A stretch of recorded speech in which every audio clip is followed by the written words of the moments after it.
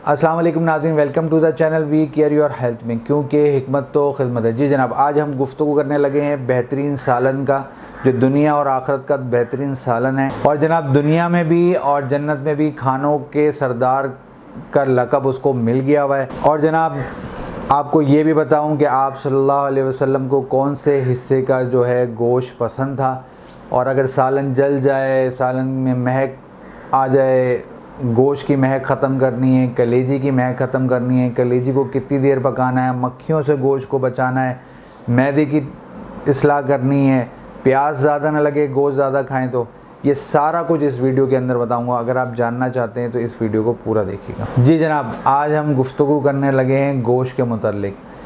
चूँकि बकरा ईद आई थी तो जनाब मैंने सोचा कि आपको बताऊं कि आप सल्लल्लाहु अलैहि वसल्लम को कौन से हिस्से का गोश्त ज़्यादा पसंद फरमाया आप सल्लल्लाहु अलैहि वसल्लम ने, और साथ साथ आपको चूँकि बकरा ईद होती है तो उनमें क्या क्या एहतियाती तदाबीर, बाज़ औक़ात सालन जल जाता है या फिर मक्खियाँ बाहर, चूँकि कुर्बानी इतनी काफ़ी वाफिर मकदार में होती है, अल्लाह ताला सबकी कुर्बानियों को कबूल करे, तो उस पर जो है मक्खियाँ वगैरह आ रही होती हैं। फिर जो है कहते हैं कलेजी को गलाने का मसला क्या होता है कि उसको कितनी देर गलाएं कि वो नरम पड़ जाए, और किस तरीके से पकाएं कि वो नरम पड़ जाए, उसकी महक कैसे ख़त्म करें। इसके अलावा जनाब गोश्त के साथ जो है कहते हैं कौन सी चीज़ का इस्तेमाल करवाना चाहिए, तो सारे जो है जिस्म जो है वो फ्रेशनेस रहेगी, उसमें जिस्म में जो है एक्टिवनेस रहेगी, कि सब कुछ इस वीडियो में आपको बताऊँगा। लेकिन उससे पहले कहूँगा कि वीडियो को लाइक करें, शेयर करें, हमारे चैनल को सब्सक्राइब करें। कोई भी सवाल मुझसे पूछना चाहते हैं तो इस नंबर पर मुझसे रब्ता कर सकते हैं, क्योंकि हम कहते हैं हिकमत तो खिदमत है। जी जनाब, इस वीडियो में आपको बताएंगे जानवर के कौन से हिस्से का गोश्त जो है खाने से आपके जिस्म को फ़ायदा होता है और नुकसान होता है, और कौन से हिस्से का गोश्त खाने से नुकसान होता है। तो जनाब साथ में आपको ये भी बताऊंगा कि चूँकि ये आप सल्लल्लाहु अलैहि वसल्लम की मरगूब तरीन ग़िज़ा थी, और इसको इस हवाले से जो है गोश्त के हवाले से ये फ़रमाया है कि ये अहले दुनिया और अहले जन्नत दोनों जहाँ का सरदार है, यानी गोश्त को सरदार का लक़ब दिया गया है। और साथ साथ आपको ये भी बताऊं कि इसके अंदर भरपूर अंदाज में प्रोटीन और मिनरल्स वाफिर मकदार में पाए जाते हैं। बल्कि इत्तबा जो तबीब हजरात हैं वो ये कहते हैं कि अगर आपने हयातीन भरपूर अंदाज में लेने तो आप गोश्त का इस्तेमाल करें, ताकि आपके जिस्म को वाफिर मकदार में हयातीन मिल सकें। बज़ा औक़ात आप देखते हैं कि लोग जब बीमारी के बाद जो है कहते हैं सेहतमंद होने की तरफ जा रहे होते हैं तो उनमें यखनी जो है वो इस्तेमाल करवाई जाती है गोश्त की। उसकी वजह यही होती है कि उसके अंदर चूँकि इतने हयातीन मौजूद होते हैं, उससे जिस्म में आपकी तक़वियत मिलती है, आपका जिस्म जो है मक़वी हो जाता है, आपके असाब बेहतर हो जाना शुरू हो जाते हैं। तो इसलिए गोश्त का इस्तेमाल करें, पर एतदाल के साथ। और यहाँ आपको ये बताता चलूँ, अगर देखा जाए तो इसके मुकाबले में और कोई ग़िज़ा जो है इसका मुकाबला नहीं कर सकती, तो गोश्त का इस्तेमाल करें।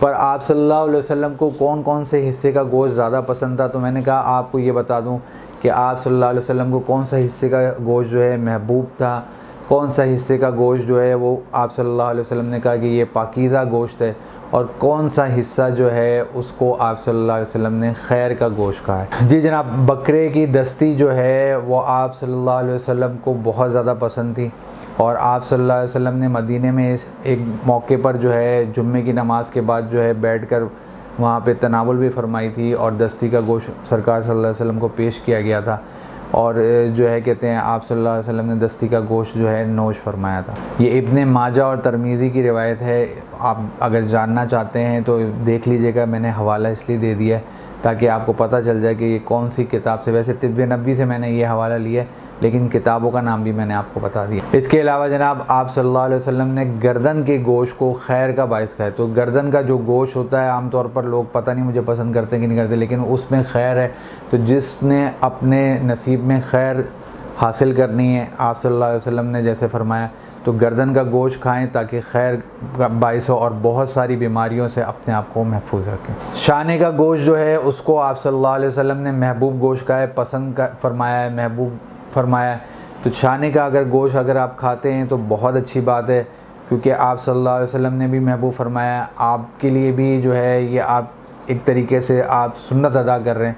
तो महबूब गोश्त जो है अगर आप खा रहे हैं तो ये भी आपके लिए बाइसे रहमत है। और जनाब पाकीज़ा गोश्त जो है, पुश के जो गोश्त है उसको जो है आप सल्लल्लाहु अलैहि वसल्लम ने पाकीज़ा गोश्त का जो है लक़ब दिया है। और जो है कहते हैं अगर आप पाकीज़ा गोश्त खाना चाहते हैं तो पुश का गोश्त अगर आप पहले से ही खा रहे हैं तो जनाब आप पाकीज़ा गोश्त खा रहे हैं, क्योंकि हमारे महबूब आलम सल्लल्लाहु अलैहि वसल्लम ने जो है ये फरमा दिया है कि ये पाकीज़ा गोश्त है। तो इसलिए इस गोश्त के अंदर अल्लाह ताला ने वाकई कोई ना कोई बात रखी होगी, क्योंकि सरकार सल्लम ने इसको पाकीज़ा गोश्त कहा है। तो जो अपने आप को मुताहिर करना चाहते हैं वो पुश का गोश्त ज़रूर इस्तेमाल करें ताकि वो पाकीज़ा हो जाए। और जनाब साथ साथ आपको ये बता दूं, चूँकि गोश्त वाफिर मकदार में जो है कुर्बानी होती है, उनमें क्या क्या ऐसे मसाइल आते हैं, उन मसाइल को भी मैंने मद्देनज़र रखा है। तो मैं एक एक करके आपके सामने उन चीज़ों का तज़किरा करूँगा जो जो आपको कुर्बानी के दरमियान जो है या कुर्बानी के बाद मसाइल दरपेश होते हैं। सबसे पहला मसला जब ये होता है जनाब, कुर्बानी हो जाती है और गोश्त जो है वो टेबल पे आ जाता है या बाहर आप अपने कहीं पे भी जहाँ पे जमा कर रहे होते हैं वहाँ मक्खियाँ आना शुरू हो जाती हैं। तो आपने घबराना नहीं है, आपने करना ये है कि आपने जो है एक मलमल का कपड़ा लेना है बड़ा सा, उसको पानी में भिगोकर, पर उस पानी के अंदर आपने सिरका जो है थोड़ा सा डाल देना है। उस सिरके वाले पानी के अंदर आपने मलमल के कपड़े को भिगोकर निचोड़कर उस गोश्त के ऊपर फैला दें। आपका गोश्त महफूज रहेगा। सिरका वैसे भी बहुत ज़्यादा फ़ायदेमंद होता है, लेकिन उसकी स्मेल से जो है मक्खियाँ जो है कहते हैं नहीं आएंगी। जनाब गोश्त की महक जो है बाज़ औक़ात लोगों को पसंद नहीं होती है, तो उन्होंने क्या करना है, या तो वो जो है मैदे को भी, अगर अपने बाज़ लोगों के मैदे डिस्टर्ब होते हैं तो उन लोगों को बताने लगा हूँ कि उन्होंने गोश्त को कैसे इस्तेमाल करना है। उन्होंने गोश्त को हल्का सा बॉयल करके इस्तेमाल करना है, उसमें हल्का सा नमक डाल लें, महक भी उसकी ख़त्म हो जाएगी। और जब आप उसको पकाएंगे तो नेचुरल तौर पे पकाएंगे, लेकिन उससे पहले आप एक उबाला दे दें उसको पानी के अंदर। तो उससे ये होगा कि उसके जितनी भी जो फैटनेस होगी, जो मैदे पे बोझ की कैफियत होगी, वो ख़त्म हो जाएगी। तो ये ज़रूर कर लीजिएगा जिनके मैदे ख़राब हैं या जो महक ख़त्म करना चाहते हैं। अब जनाब चूँकि पहले दिन कलेजी बनती है, तो कलेजी की महक जो है वो कैसे ख़त्म की जाए, और पाए जो है वो भी तैयार करके रख दिए जाते हैं, उनकी महक कैसे ख़त्म की जाए, तो बहुत आसान सा तरीका बताने लगा हूँ। जनाब आपने करना ये है कि आटे की भूसी जो होती है, आटे की भूसी, जी आटे की भूसी को आपने कलेजी के ऊपर लगाकर तकरीबन आधे से 1 घंटा या 1.5 घंटे के लिए छोड़ दें। उसके अंदर से जो है महक ख़त्म हो जाएगी। और जो है कहते हैं पाए जितने हैं उनके ऊपर भी आप यही प्रोसीड कर सकते हैं, इससे जो है उनकी महक ख़त्म हो जाएगी। एक तो हो गया ये तरीका, आपने आटे की भूसी लेनी है, उसको आपने जो है 1 से 1.5 घंटे के लिए लगा के छोड़ देना है और धोकर फिर उसको इस्तेमाल कर लें। ये आप आसान सा हल आपको मैंने बताया। पाए के भी लिए भी आप ऐसे ही करेंगे। दूसरा हल ये है कि लहसुन का पेस्ट जो है वो कलेजी के ऊपर लगा कर छोड़ दें 15 से 20 मिनट के लिए, उसके बाद उसको धोकर इस्तेमाल कर लें। इसी तरीके से पाए के लिए भी आप ये कर सकते हैं कि उसको जो है आप इस तरीके से इस्तेमाल कर लें। अच्छा जनाब, कलेजी को आपने तकरीबन जो है 15 मिनट जो है पकाना है, इससे ज़्यादा और ढक कर पकाना है। बेहतर तो ये है कि इसको 15 मिनट तक पकाएं और इसको ढक कर पकाएं, तो ये नरम जो है जल्दी हो जाएगी।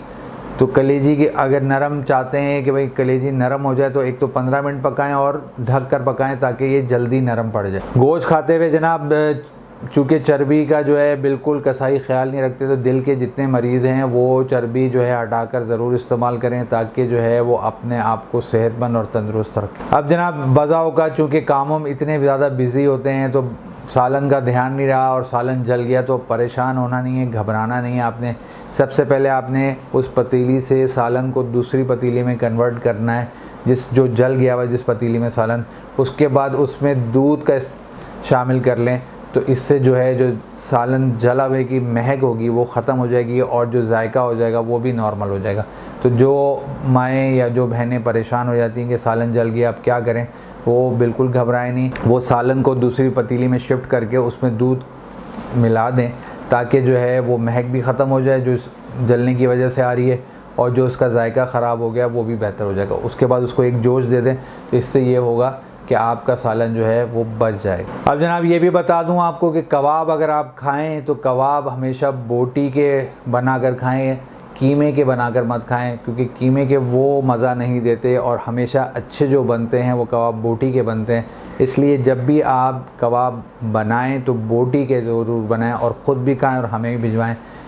तो मैं इससे कहता हूँ कि मेरी वीडियो को लाइक करें, शेयर करें, हमारे चैनल को सब्सक्राइब करें। कोई भी सवाल पूछना चाहते हैं तो इस नंबर पर मुझसे रब्ता कर सकते हैं। और कोई भी मेडिसिन मंगवाना चाहते हैं तब भी मुझसे रब्ता कर सकते हैं। जी जनाब, गर्मियाँ हैं चूँकि, तो खाना खाने से पहले लेमनेड जो है अगर वो बनाकर पी लेंगे तो मैदा जो है वो आपका हज़म खाना जल्दी कर देगा। जिन लोगों को ज़्यादा खाने की ख्वाहिश है, और खाना भी चाहिए बकरा ईद में, हर कोई चाहता है कि वो खाना खाए बल्कि गोश्त खाए, तो वो लेमनेड का इस्तेमाल कर ले। अगर लेमनेड नहीं मौजूद है यानी तो फिर घर में लस्सी बनाकर वो पी ले। लस्सी भी जो है वो मैदे की बहुत इस्लाह कर देती है, तो लस्सी पी ले खाना खाने से पहले ताकि उसका खाना हज़म हो जाए और मैदा जो है वो सुकून में रहे। दूसरा, चूँकि गर्मियाँ हैं तो गोश्त खाने के बाद प्यास ज़्यादा लगेगी, तो इसलिए वेजिटेबल जो है या तो सलाद के तौर पर इस्तेमाल कर लें या गोश्त के अंदर वेजिटेबल का इस्तेमाल ज़रूर करें, क्योंकि इसके अंदर नेचुरल तौर पर पानी मौजूद होता है जो आपको डिहाइड्रेशन नहीं होने देता और प्याज की शिद्दत को महसूस कराने में कम कर देता है आपकी सब्ज़ियाँ जो होती हैं। तो ये सारी आगाही थी जो मैंने आपको दी। आप सल्लल्लाहु अलैहि वसल्लम को कौन से हिस्से का गोश्त पसंद था ये भी आपको बता दिया, और एहतियाती तदाबीर भी बता दी, और तरीक़ेकार भी बता दिया कि किस किस तरीके से कौन कौन सा तरीका अपनाकर आप अपनी चीज़ों को बेहतर कर सकते हैं। उम्मीद है ये वीडियो भी आपको पसंद आई होगी। मुझे आप अब इजाज़त दें। मैं आपका हरबिलिस हकीम मेहर मोहम्मद मुगीस, शुक्रिया।